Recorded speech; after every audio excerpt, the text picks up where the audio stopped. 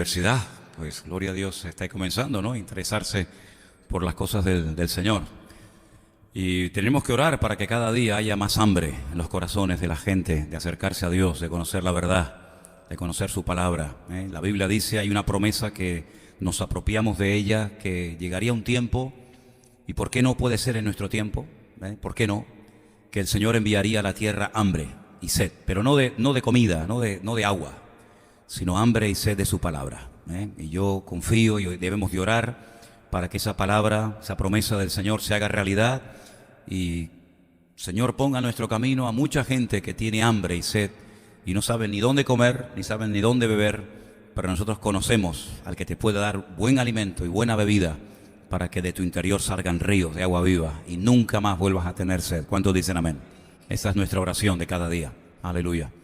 Como decía al principio, queremos dar la bienvenida a todos y sobre todo también a personas que a lo mejor en esta tarde pueden estar entre nosotros por primera vez. Veo caras nuevas, no sé si han estado anteriormente en la iglesia. Hay gente que está en esta tarde por primera vez aquí en esta reunión, en este culto. ¿Pueden levantar su mano? Sí, tenemos por aquí 1, 2, 3, 4, 5, 6, 7, 8, 9, 10 personas nuevas que están esta tarde por primera vez. Damos un aplauso a todos ustedes. La bienvenida. Dios les bendiga. Amén. Amén. Bueno. Amén. Amén. Se preguntarán ustedes que están por primera vez por qué les damos un aplauso y por qué nos ponemos tan contentos de verte. Y es que como ya nos hemos visto tanto nosotros, cuando viene gente nueva nos da mucha alegría. Y por supuesto que estamos contentos de verte, porque para nosotros es un privilegio el que tú estés esta tarde en este lugar con nosotros. Y hoy es un día muy especial, como también lo va a ser el próximo domingo. Hoy estamos recordando de una forma especial la resurrección de nuestro Señor Jesucristo. Y el próximo domingo en este país se van a llevar a cabo unas elecciones generales. Y también es un día muy importante. También es un día muy importante. Y por tal motivo yo quiero el jueves, de una forma especial, dar una charla, unos consejos, unas palabras que tenemos que tener en cuenta de cara a lo que se nos viene el próximo fin de semana. El próximo fin de semana va a ser también un fin de semana muy bendecido, un fin de semana muy bonito, porque el día anterior, sábado, Samuel y Melissa se nos casan en el Puerto de la Cruz. No sé, no recuerdo exactamente ahora mismo la hora. ¿Alguien sabe? A las 4. Yo iba a ir por la mañana, menos mal que me lo recordaba. Créame, porque si voy por la mañana y no veo a los novios, pues digo, capaz que han decidido irse de luna de miel sin pasar por la... Entonces pensaba que era por la mañana. Entonces a las 4 de la tarde el próximo sábado no tenemos siesta, tenemos boda en el Puerto de la Cruz, ¿vale? Samuel y Melissa. Y el domingo por la mañana, hasta la hora del culto, pues millones y millones de personas de este país, nacionalizados, tal vez que no han nacido aquí, pero tienen su nacionalidad española, pues tendrán la oportunidad de poder votar. Y queremos ver a la luz de las Escrituras cuáles son nuestras responsabilidades ante esas responsabilidades, digamos, a nivel nacional, ¿no? ¿Qué es lo que tenemos que tener en cuenta a la hora de dar ciertos y determinados pasos, de apoyar o de no apoyar? Nosotros los creyentes tenemos que estar sometidos a la ley, siempre y cuando no vaya en contra de la palabra de Dios. Y en este caso, el poder decidir, el poder votar, no es algo que va en contra de la palabra, sino todo lo contrario. Es un privilegio, es una libertad que tenemos en este país, pero queremos hacer las cosas bien. Y por eso yo pienso que como cristianos deberíamos tal vez de recibir algunas instrucciones, algunas directrices, para saber más o menos cómo actuar ante esta responsabilidad tan grande que tenemos este fin de semana. Pero ahora es el momento de pasar a la palabra del Señor, que realmente es lo importante. Y en esta tarde hemos comenzado el culto leyendo 4 porciones diferentes de 4 libros distintos de la Biblia. En Mateo, en Marcos, en Lucas y en Juan encontramos cómo aquellos personajes, aquellos hombres, relataron desde su punto de vista los detalles más significativos que a ellos les llamaron la atención acerca de la resurrección del Señor Jesucristo. Todos sabemos perfectamente que no era la primera persona que resucitaba. En el Antiguo Testamento algunas personas fueron resucitadas, vueltas a la vida, a través de oraciones que hicieron algunos varones de Dios por personas que habían perdido la vida, y el Señor tuvo misericordia de ellos y volvieron a resucitar, pero volvieron a morir. Y en el Nuevo Testamento también encontramos no solamente en el ministerio del Señor Jesucristo, sino también a través de la vida de algunos apóstoles, el caso de Pablo, el caso de Pedro, personas que también estuvieron muertas y volvieron a la vida, pero también volvieron a morir. Y tal vez el caso más significativo, el más conocido, es la resurrección de uno de los amigos de Cristo, que se llamaba Lázaro, que tenía 2 hermanas, Marta y María, que vivían en un pueblecito a las afueras de Jerusalén.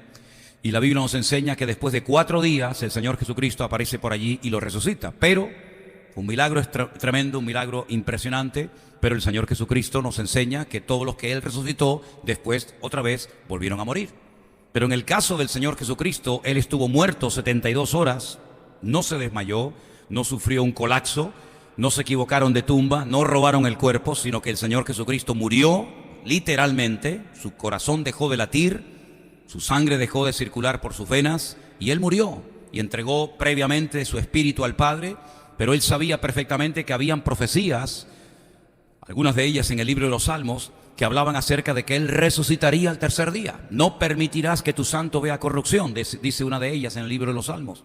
Y 72 horas más tarde, no apareció por allí un profeta, no apareció por allí uno de sus apóstoles, sino que el mismísimo Padre lo resucita de los muertos. Y dice la Biblia que cuando Él resucitó, se apareció pues a sus apóstoles, se apareció a muchísima gente durante más o menos 40 días.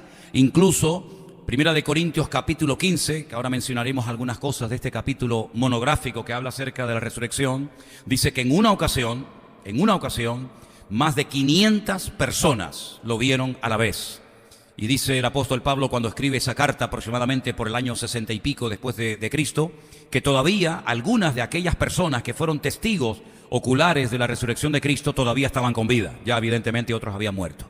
Por lo tanto, tenemos en esta tarde entre nuestras manos un tema de trascendental importancia. Porque la palabra de Dios nos enseña que si no existe resurrección, si el Señor Jesucristo no resucitó, realmente sería una auténtica tragedia.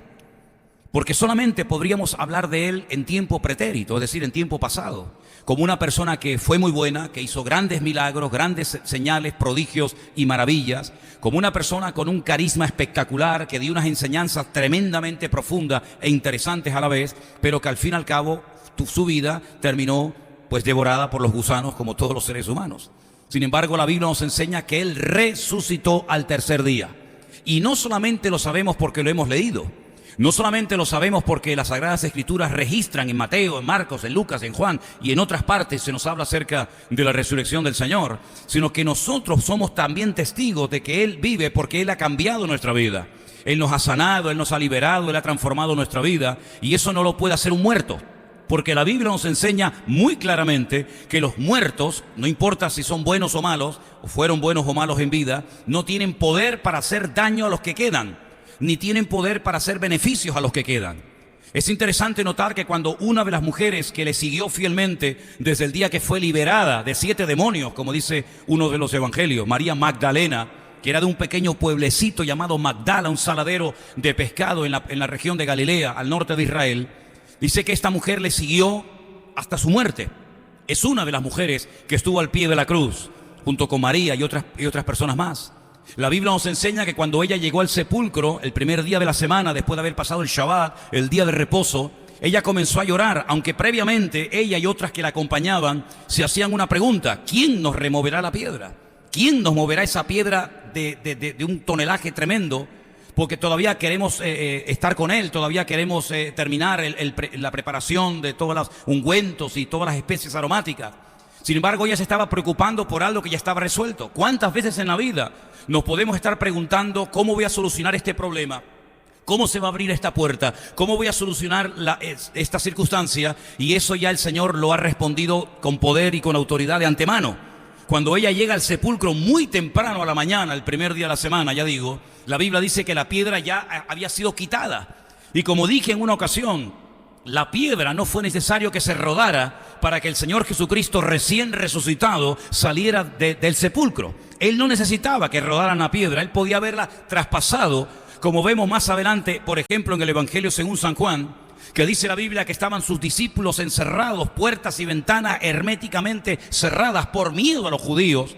Ellos pensaban que también vendrían a crucificarlos a ellos, Y la Biblia dice que de repente, sin tocar a la puerta, sin necesidad de que se le abrieran las ventanas, Él se presenta en medio de sus discípulos y les dice la famosa frase, Shalom Aleichem, paz para todos. Y se quedan sorprendidos porque Él no tenía necesidad de tocar a la puerta ni que le abrieran una ventana, sino que Él ya podía, después de su resurrección, traspasar, ¿verdad?, las paredes. No tenía ningún tipo de limitaciones, ni de espacio, ni de tiempo, porque ya estaba glorificado y no tenía necesidad de que nadie le rodara la piedra para poder salir, sino que más bien la piedra fue rodada para que los hombres pudieran entrar y pudieran ver la gloria del Señor, y Pedro, Juan, Santiago, Tomás y todos los que quieran puedan entrar y ver que Él no está en este lugar porque el Señor ha resucitado de los muertos. ¿Cuántos dicen amén?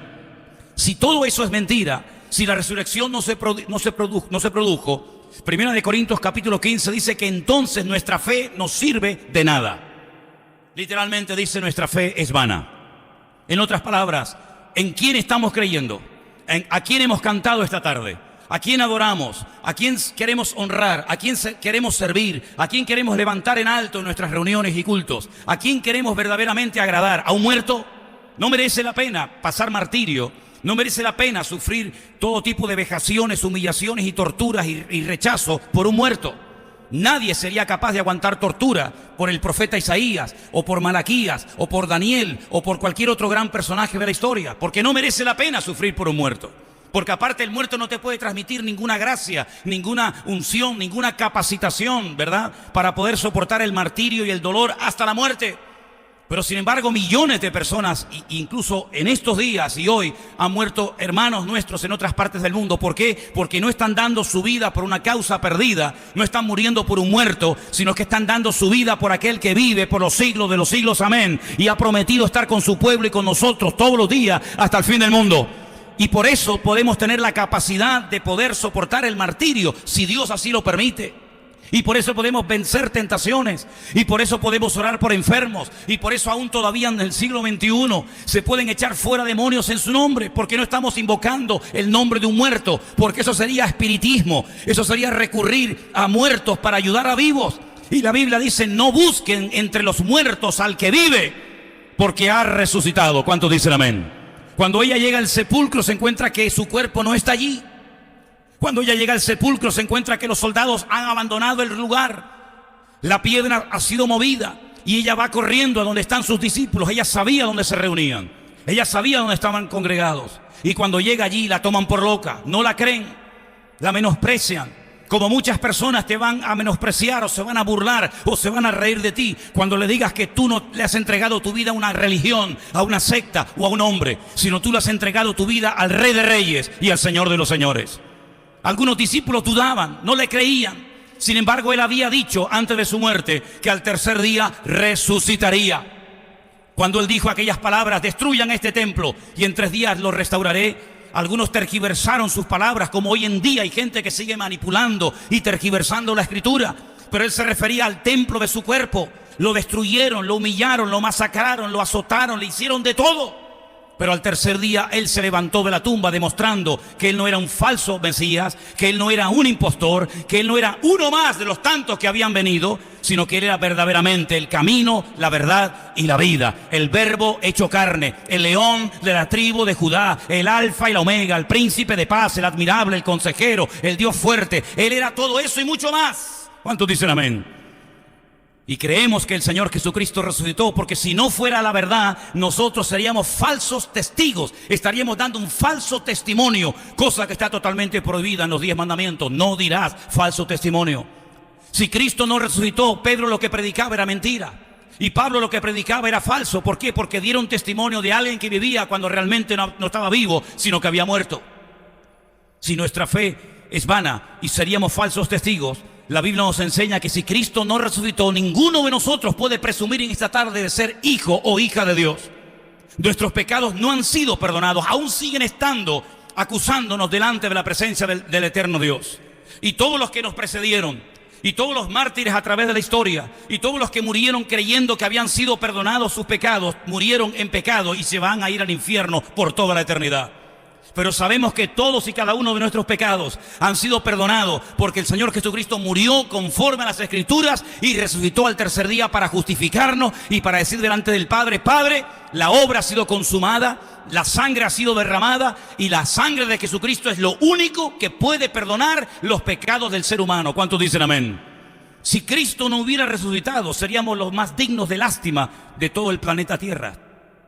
Estaríamos esperando a un Cristo que no va a venir, ni va a reinar, ni va a aplastar la cabeza de Satanás, ni va a haber una etapa, una era milenaria, ni va a haber ningún tipo de resurrección para aquellos que murieron esperando y confiando de que serían resucitados.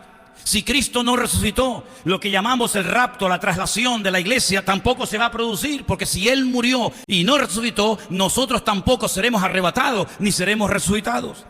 Si Cristo no murió, el cristianismo es la gran y mayor mentira de toda la historia de los tiempos. ¿Cuántos dicen amén? ¿Qué mensaje tenemos que darle al mundo? ¿Que vamos a salir por las calles a anunciarle a nuestros vecinos y amigos y familiares? ¿Qué esperanza tiene el mundo si Cristo no resucitó? Tendríamos incluso hasta cierto punto algo de autoridad para incluso dudar del Antiguo Testamento, porque entonces todo lo que se escribió y profetizó por la pluma de Daniel, de Zacarías, de Malaquías, de Abdías, de Jonás, etcétera, etcétera, es una gran mentira, porque es algo que nunca se ha cumplido ni se cumplirá jamás. No tenemos que esperar que nazca un Mesías que aún no ha nacido, ni tenemos que esperar a un Mesías que aún no ha venido, sino que tenemos que esperar con fe y con confianza y con seguridad que el mismo que murió y resucitó y ascendió y está en este preciso momento intercediendo por este culto delante de la presencia del Padre, dice: Él mismo volverá tal y como la habéis visto ir a la presencia del Padre. Así que podemos dormir, vivir, pensar, hablar, caminar y hacer cualquier acto de la vida con la más absoluta confianza, esperanza y fe de saber que no nos hemos equivocado, que no hemos depositado nuestra confianza, nuestra vida en un muerto, en un mito, en un timo, sino que hemos depositado nuestra fe en el único Salvador y Mesías que existe. Estamos en el verdadero y su Hijo Jesucristo es el verdadero. ¿Cuántos dicen amén? Si el Señor Jesucristo no hubiera resucitado, queridos hermanos, como decían los gladiadores, como decían aquellos hombres y mujeres que salían a los terrenos a jugarse la vida en los circos romanos: comamos y bebamos, que mañana moriremos. Pero nosotros sabemos perfectamente que nuestra fe no es una fe vana. Sabemos que nuestra fe es una fe viva. Y cuando leemos Hechos y vemos los milagros que se siguieron haciendo, aunque Él ya no estaba de una forma, digamos, física entre los discípulos, y vemos cómo aquellos hombres que tiempo atrás tenían temor de confesarle delante de las multitudes, eran capaces de levantarse delante de aquellos que le habían crucificado y de aquellos que le habían cuestionado, eran capaces de levantarse.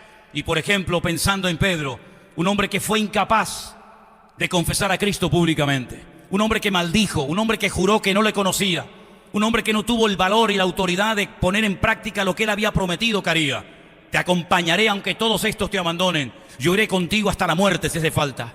Ese hombre que no fue capaz de confesarle públicamente es el primero que días más tarde se pone en pie en el día de Pentecostés o en la fiesta del Shavuot, y se pone en pie y dice: nosotros no estamos ebrios, no hemos perdido el control, no estamos locos como algunos de ustedes están comentando y algunos suponen, sino que esto que habéis oído y esto que hemos recién experimentado es el cumplimiento de la profecía de Joel capítulo 2 a partir del verso 28.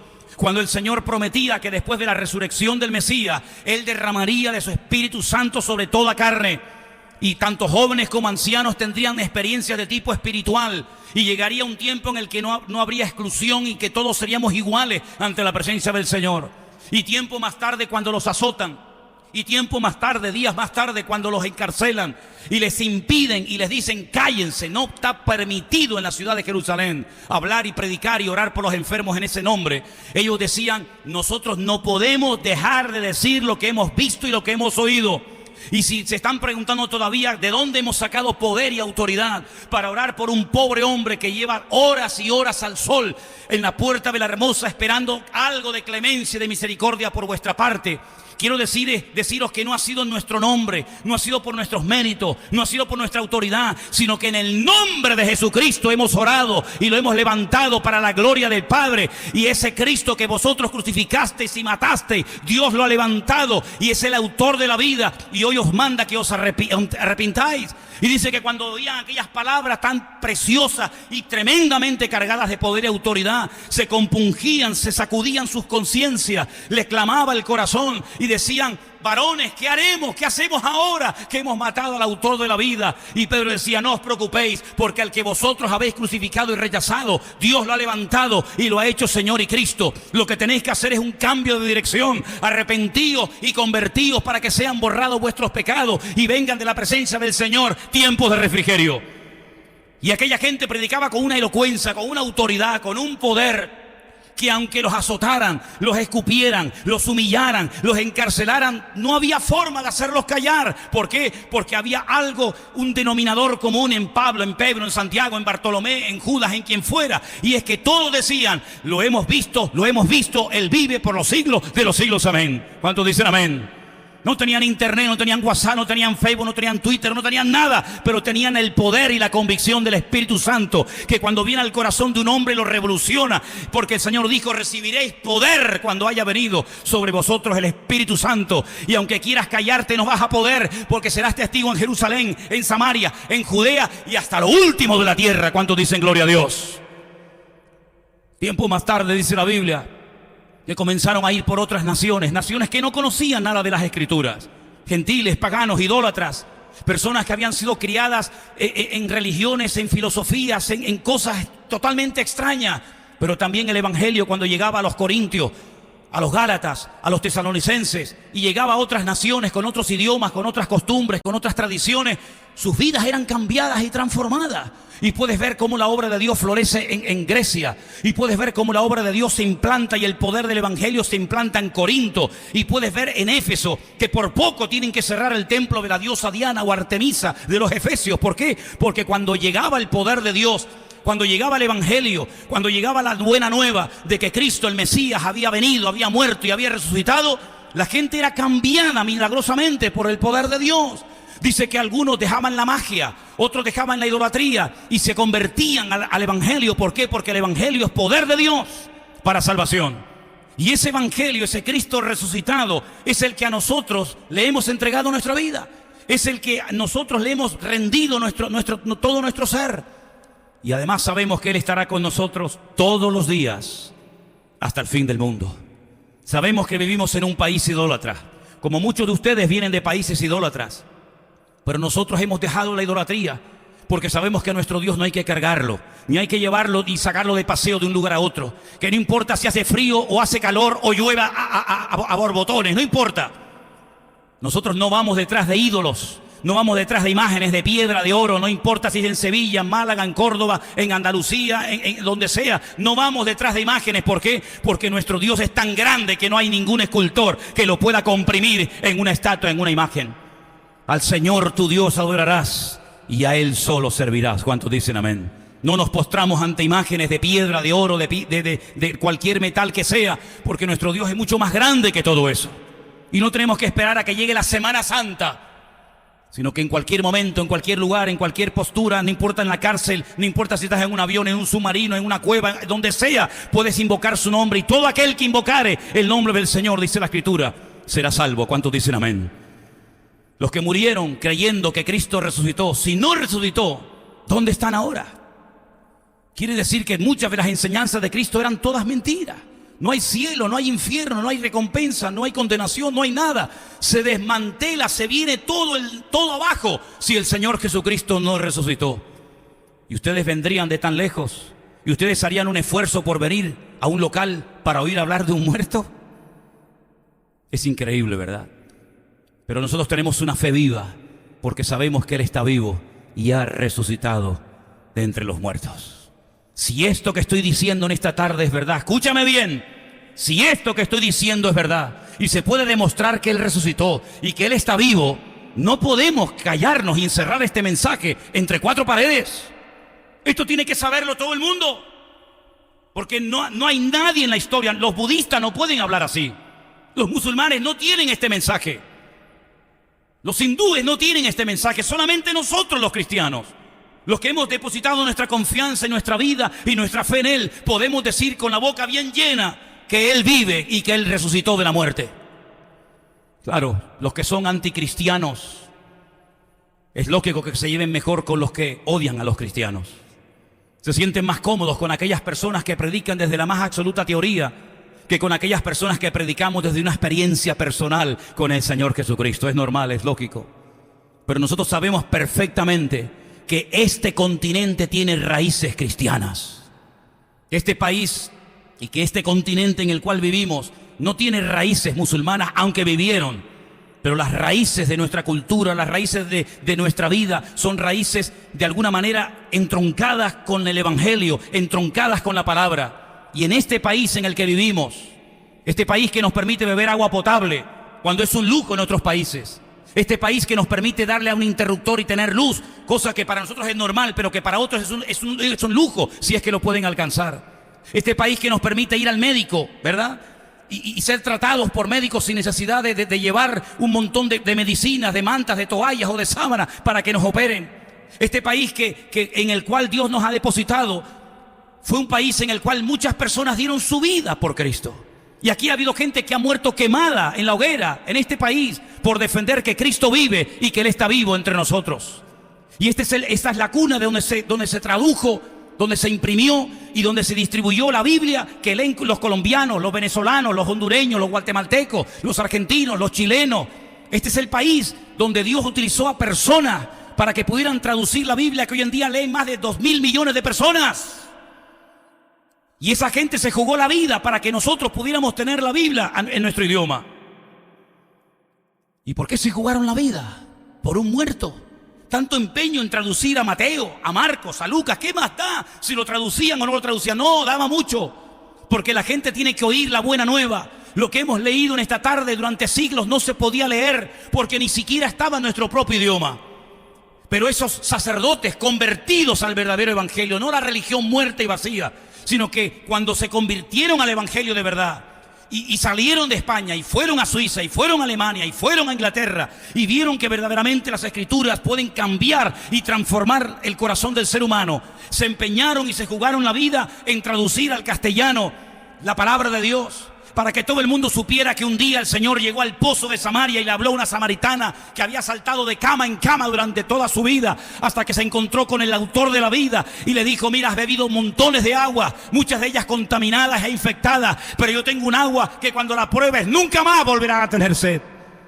Y esa gente se jugó la vida para que supiéramos que Jesús llegó un día a Betania y allí estaban las hermanas de Lázaro destrozadas, pero Jesús dijo: no os preocupéis, porque yo soy la resurrección y la vida, y el que cree en mí, aunque esté muerto, vivirá. Y esa gente se jugó la vida para que supiéramos en nuestro propio idioma que lo metieron en un sepulcro, pero que previamente lo crucificaron entre dos ladrones. Uno se mofaba y se burlaba de él, uno lo rechazaba y el otro le dijo: acuérdate de mí cuando vengas en tu reino. Y el Señor le dijo: hoy estarás conmigo en el paraíso. Y para que supiéramos, 1 Corintios capítulo 13, si yo hablo en lenguas humanas y angélicas y no tengo amor, soy como metal que resuena o címbalo que retiñe. Y para que pudiéramos leer las cartas de Pablo a los tesalonicenses: hermanos, no os entristezcáis como los otros que no tienen esperanza, porque si creemos que Cristo murió y resucitó, Él traerá con Él a los que murieron en Él. Y para que pudiéramos tener el libro de Apocalipsis, esa gente se jugó la vida por un muerto, no. Ellos entendieron que Jesucristo estaba vivo y que merecía la pena traducir las Sagradas Escrituras en nuestro propio idioma. Y hoy en día, gloria a Dios, las tenemos en nuestras manos. Y aunque quieren arrebatarlas, y aunque quieren prohibirlas, y aunque quieren perseguirlas, hermanos, aunque destrozaran todas las Biblias del mundo, hay algo que nunca podrían hacer los seres humanos, ni los budistas, ni los musulmanes, ni los comunistas. Nadie puede hacer, y es arrancar la palabra de Dios de nuestros corazones y arrancar la experiencia personal que hemos tenido con Él, el Rey de Reyes y Señor de los Señores. ¿Cuántos dicen amén? Es un privilegio en esta tarde decir: Cristo vive, Cristo vive. Es un privilegio decir: Cristo vive. Que lo oigan todos en esta calle, que lo oigan todos en el mundo entero. Cristo está vivo, aleluya. Cuando te vayas esta noche a la cama a dormir, Él no se va a dormir. Él estará velando al lado de tu cama, porque la palabra dice que el ángel del Señor acampa alrededor de los que le temen y los defiende. Y aunque nuestra carne se pudra y se caiga a trozos y se deteriore nuestro cuerpo por el paso del tiempo, yo sé que con mis ojos yo veré al Señor. Y aunque algunos de nosotros, no sé, muramos a una edad y otros a otra, y aunque a lo mejor entre nosotros pueda haber los próximos mártires de este país, solo Dios lo sabe, quiero que sepamos todos, incluido yo, que si el Señor permite que partamos de esta vida de esa manera, Él nos dará la fuerza y la gracia para terminar nuestros días diciendo: la gloria te la doy a ti, Señor, y mi vida, mi espíritu y mi alma te la entrego a ti, y no le tomes en cuenta su pecado. Y todo eso no viene de un mito, ni de un engaño, ni de un cuento. Todo eso viene de la realidad experimental de poder conocerle como nuestro amado Señor y Salvador Jesucristo. En este país se le ha dado descaradamente las espaldas a Dios.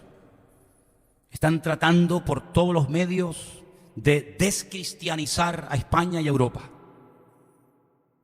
Nos están bombardeando millones de musulmanes que, dicho sea de paso, por si no lo sabes, odian a los cristianos. Un buen musulmán tiene que odiar a los cristianos. Si un buen musulmán no odia a los cristianos, no es musulmán, ni buen musulmán, ni mucho menos. Y están tratando por todos los medios de que nos olvidemos de que el Señor Jesucristo nació en Belén de Judea. Y aunque haya personas con autoridad política, que cuando llega, por ejemplo, la época en la que el mundo ha decidido recordar su nacimiento, hacen un desfile que parecen payasos en vez de recordar que hubieron unos magos de Oriente que vinieron a adorar al Mesías. Pues aunque quieran manipular y tergiversar la historia, para eso estamos tú y yo, para decirle al mundo: eso no es así. La verdad es la que yo te voy a contar, porque no solamente la he leído y la he recibido, sino que la he vivido en carne propia. Y yo quiero que cada uno de ustedes sean valientes, porque la autoridad que tienes para hablar te la da el Evangelio, porque la autoridad que tienes para hablarle a los jóvenes que están en problemas de droga, o cuando vayas a la cárcel, o cuando vayas a hablar con cualquier tipo de persona, me da igual, la autoridad que tienes para decirle lo que le vas a decir es que tú has conocido personalmente en tu corazón, en tu alma, en tu espíritu al Señor Jesucristo vivo y resucitado. No te calles. No es una vergüenza, no es un delito el poder hablar del Señor. Es más bien una obligación y un deber. ¡Ay de mí!, decía el apóstol Pablo, si no predico el Evangelio. ¡Ay de mí!, si para quedar bien en el colegio, o para quedar bien en la familia, o para quedar bien sabe Dios dónde, me callo y niego lo que he recibido y lo que he creído y lo que ha transformado y cambiado mi vida. Jesús dijo: id por todo el mundo y prediquen, hablen, anuncien el Evangelio a toda criatura. Eso no significa de que todos nos van a aplaudir. Eso no significa de que todos van a decir: ay, muchas gracias, bienvenido. No. En algunos lugares eran expulsados, en otros eran admirados. En algunos lugares eran escupidos y maltratados. En otros lugares eran exaltados de forma tal vez excesiva. Pero no importa la reacción del oyente, no importa lo que diga el mundo. Lo importante es que tú y yo nos armemos e interioricemos estas verdades en nuestro corazón. Tenemos un mensaje urgente que transmitir al mundo. Si tú y yo nos callamos, los musulmanes no van a decir que Cristo murió y resucitó al tercer día. No lo van a decir porque no lo creen. Y en su sagrado libro, el Corán, dice que Cristo no murió en la cruz. Por lo tanto, el Cristo del Corán no es el Cristo nuestro de la Biblia. Los budistas no van a hacerle publicidad y propaganda al Señor Jesucristo. Nadie va a hablar bien de Él más que aquel que le ha conocido y le ha experimentado en su carne propia. ¿Por qué? Porque cuando uno se encuentra con Él, uno no puede hablar mal de Él. Cuando uno conoce al Señor, cuando uno ha experimentado su amor, su misericordia, su paciencia, su gracia, ¿cómo atrevernos, cómo osarnos a poder hablar y cuestionar su existencia, su amor? Es imposible. Por eso dice la Biblia que en aquellos tiempos algunos predicaban evangelios diferentes. Pablo dice: no es que haya evangelios diferentes, sino que los pervierten, los cambian para su perdición, como decía el apóstol Pedro en una de sus epístolas. Sabiduría que le ha dado el Señor a nuestro hermano Pedro, que escribe cosas difíciles de entender y que los inconversos o los indoctos tuercen para su perdición. Pero cuando tú has experimentado el amor, la gracia, la misericordia del Señor Jesucristo, hay algo que te impide estar en silencio. Como cuando había profetas en la antigüedad que decían: no voy a predicar más, total, ¿de qué sirve? No voy a hablar más del amor de Dios, no voy a advertirle más, no voy a amonestarle más, porque al final, ¿para qué sirve? Dice que un fuego ardía en sus corazones y no podían permanecer ni un minuto de su vida callados. Y eso es lo que nos tiene que pasar a nosotros, hermanos, en estos tiempos en los cuales estamos viviendo, en pleno siglo XXI, en tiempos en los que mucha gente ignora y habla estupideces y no tiene ningún conocimiento de causa. Tú sí lo tienes, porque tú sabes, no solamente por las Sagradas Escrituras, que el Señor vive y ha resucitado, sino que lo has experimentado en tu propia vida. Y por eso yo te pido que cada día de tu vida le pidas al Señor que te ponga a alguien en el camino, con hambre o sin hambre, me da igual, frío o tibio, me da igual, pero que no desperdicies las oportunidades, porque el Evangelio de Jesucristo, que consiste en anunciar su muerte, su resurrección, su ascensión y su venida, si tú callas, dice la Biblia, ¿cómo creerán si no hay quien les predique? Todavía hay gente en este mundo que se juega la vida por él.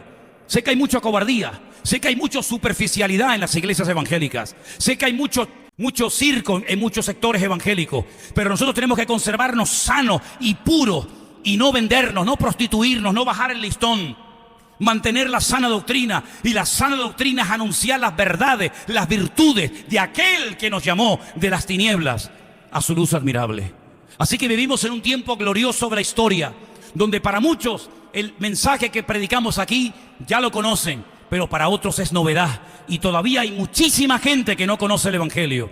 Compañeros de trabajo, familiares, vecinos, amigos, compañeros de universidad, gente con la cual te codeas y te rodeas todos los días, que aún no saben la verdadera palabra de Dios. Pero Dios te va a dar a ti el privilegio de poder hablarles, de poder abrirles los ojos, de poder mostrarles las verdades que han ocurrido a lo largo de la historia, para que sepan cómo, cuándo y dónde. Y nuestra fe, y quiero decir también esto bien fuerte, nuestra fe es demostrable, nuestra fe está a prueba de bomba.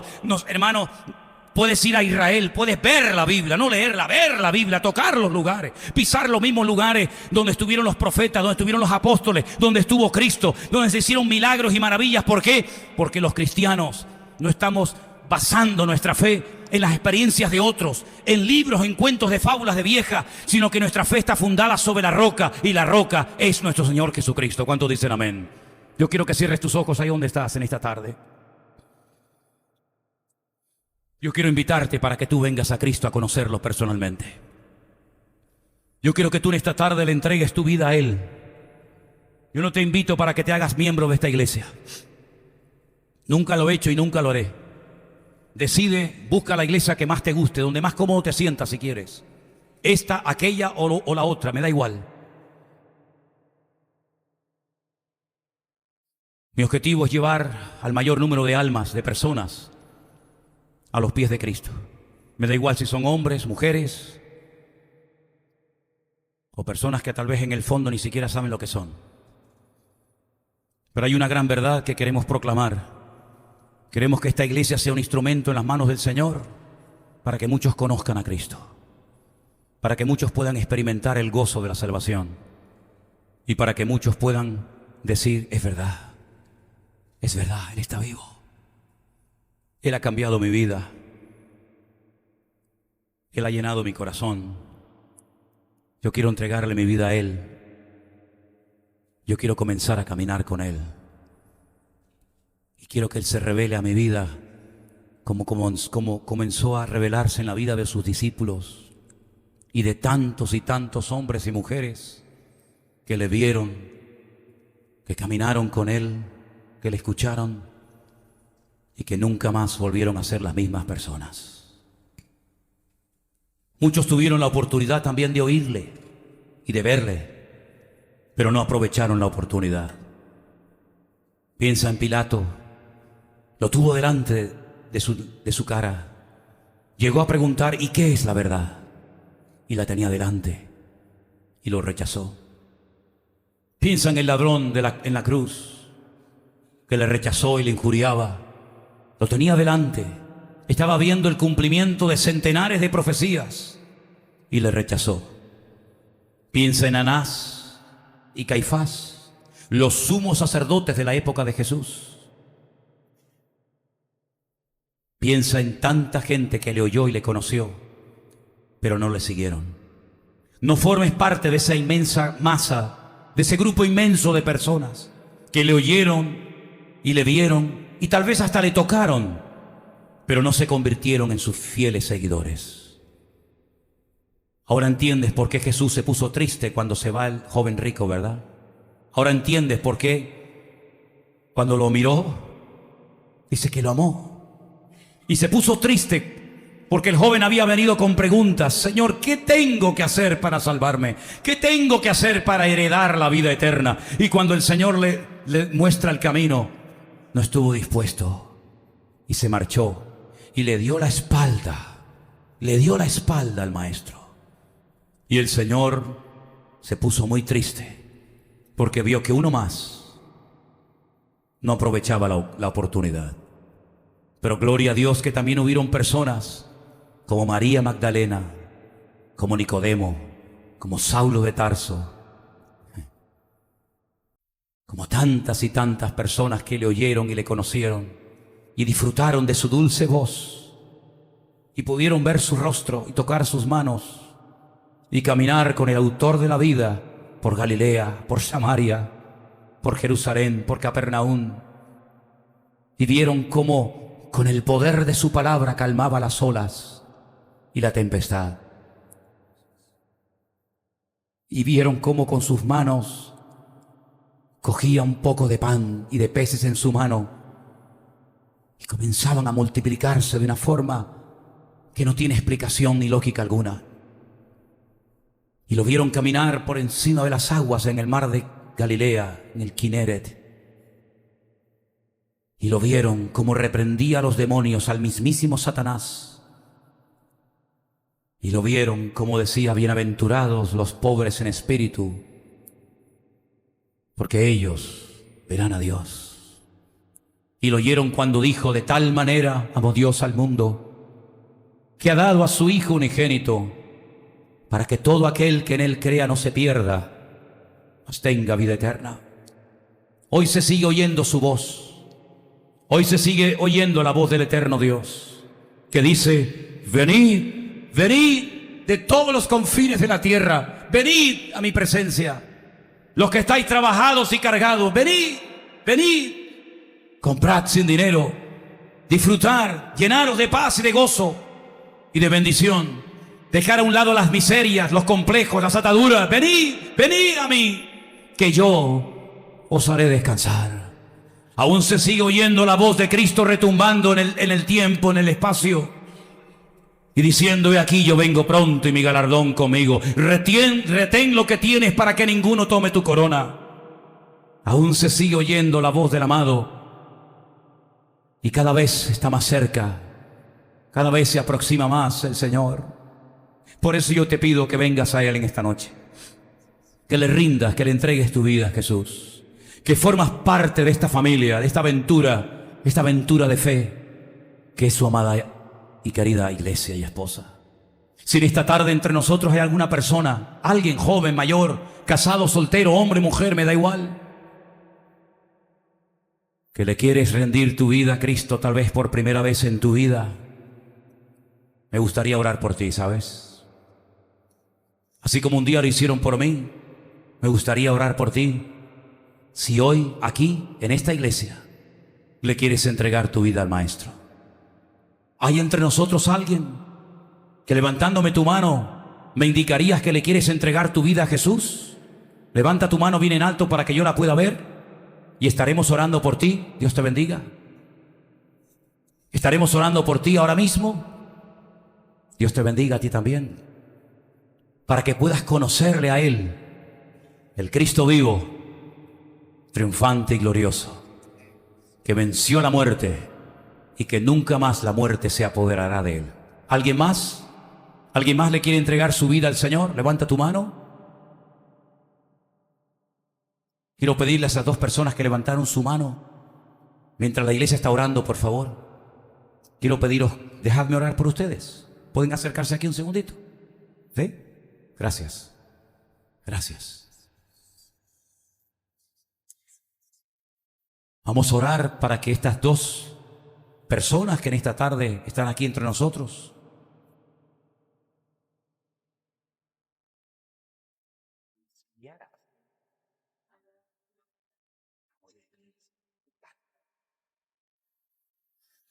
Te estoy esperando a ti. A ti te estoy esperando aquí. Eso es. Ven. Ven a Jesús. Ven a Jesús. Ven al Señor.